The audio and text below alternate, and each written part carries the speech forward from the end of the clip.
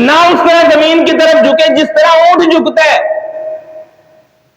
تو پھر کیسے جھکنا چاہیے؟ آپ علیہ الصلوۃ والسلام نے اس حدیث میں فرمایا وَلْيَضَعْ يَدَيْهِ قَبْلَ رُكْبَتَيْهِ، اپنے ہاتھوں کو پہلے زمین پہ رکھے، بعد میں اپنے گھٹنوں کو رکھے. اب ایک ایک بات کی قرآن و سنت میں جتنے الفاظ ہیں، ایک ایک لفظ کی تحقیق ہو چکی ہے.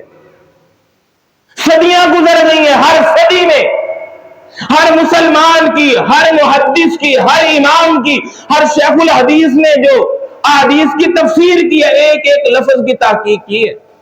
اور اس بات پہ بھی تحقیق ہو چکی ہے کہ اونٹ کیسے زمین پہ بیٹھتا ہے. امام ابن منظور افریقی رحمہ اللہ، انہوں نے لسان العرب کے نام سے ضخیم کتاب مرتب کی ہے. اس کے صفحہ نمبر 236 جلد نمبر 12، یہ 35 سے 36 جلدوں کی، شاید اس سے بھی زیادہ ہو، اتنی ضخیم کتاب ہے.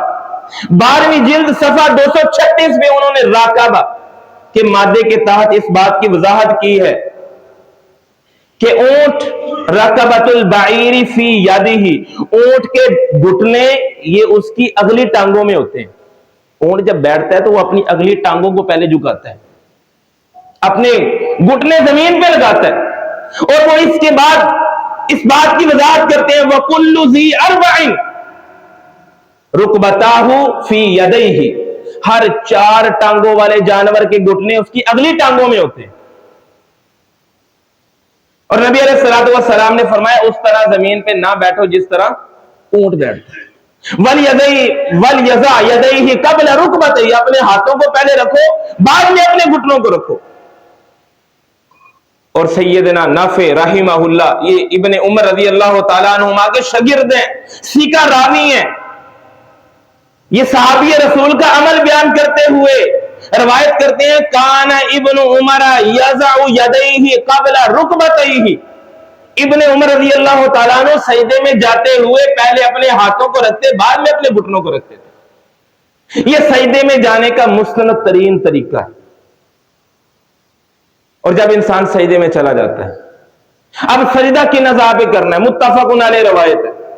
نبی علیہ الصلوۃ والسلام نے فرمایا امرت ان اسجد علی 7 اعظم، مجھے حکم دیا ہے کہ میں 7 اعضاء پہ سجدہ کروں.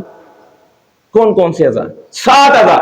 علی الجبہۃ، اپنی پیشانی، واشار بیدہ علی انفہ، اسی طرح آپ نے پیشانی کی طرف اشارہ کرتے ہوئے اپنے ناک کی طرف بھی اشارہ کیا کہ جب زمین پہ سجدہ کرنا ہے پیشانی کے ساتھ ساتھ ناک بھی رکھنا ہے.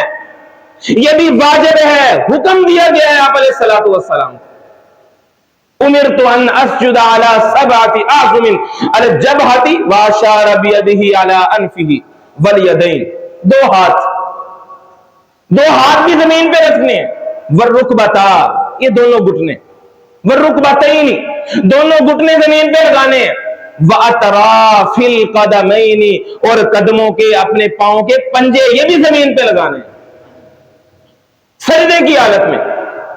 نبی علیہ الصلوۃ والسلام ان 7 اعضاء پہ سجدہ فرمایا کرتے تھے. اور رکوع اور سجود کی حالت میں اپنی کمر کو سیدھا کرنا بہت ضروری ہے.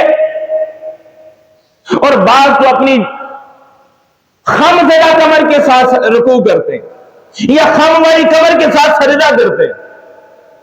اور نبی علیہ الصلوۃ والسلام نے فرمایا، مسند احمد کی روایت ہے اور دوسری روایت سنن ابی داؤد میں آپ علیہ الصلوۃ والسلام نے فرمایا لا ينظر اللہ الی صلاۃ عبد لا یقیم فیہا صلبہ بین رکوعہا وسجودہا، اللہ اس آدمی کی نماز کی طرف دیکھتے بھی نہیں ہے جو رکوع و سجود میں اپنی کمر کو درست نہیں کرتا.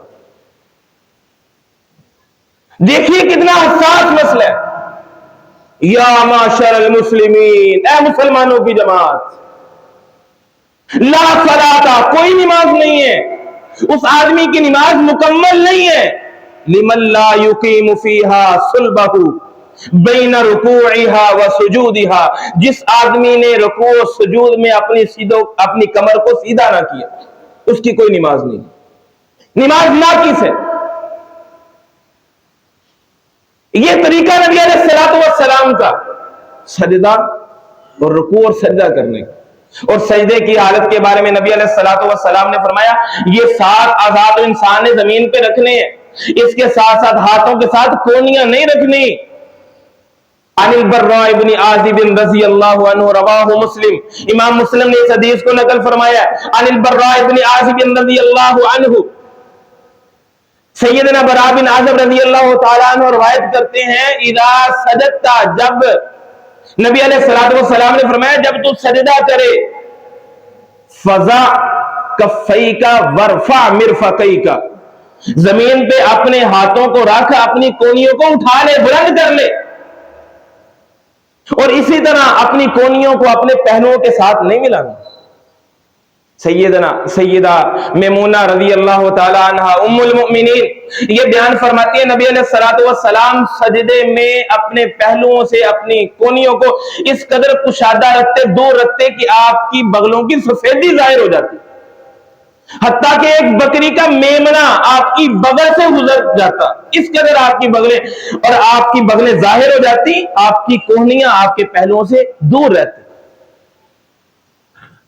اب ہم اپنی نماز پہ غور کرتے ہیں، ہماری کیفیت کیا ہے، ہمارے سجدے کیسے ہیں، ہماری نمازیں کیسی ہیں۔ ایک طرف یہ سنت کے مطابق نماز ہے، دوسری طرف ہماری نماز ہے۔ اب دیکھیے ہماری نمازیں قبولیت کے درجے کو پہنچتی ہیں کہ نہیں پہنچتی؟ ہمارے سجدے کھوکھلے، ہمارے رکوع کھوکھلے، ہمارے قیام کھوکھلے، اور کس انداز کے ساتھ ہم اللہ کے سامنے حاضر ہوتے ہیں۔ شاعر کہتے ہیں آؤ ایک سجدہ کریں عالم مدہوشی میں، لوگ کہتے ہیں ساغر کو خدا یاد نہیں۔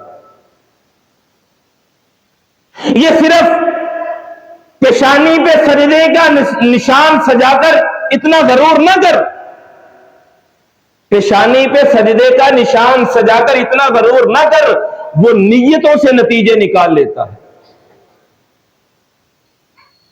یہ تو وہ بادشاہ جانتا ہے کہ انسان کی نیت کیسی ہے۔ تو ہم اللہ تعالیٰ سے دعا کرتے ہیں اللہ ہمیں مرنے سے پہلے اپنی اصلاح کرنے کی توفیق عطا فرما، اللہ ہمیں سنت کے مطابق ہر عبادت کرنے کی توفیق عطا فرما۔ وما علیہ الا البلاغ۔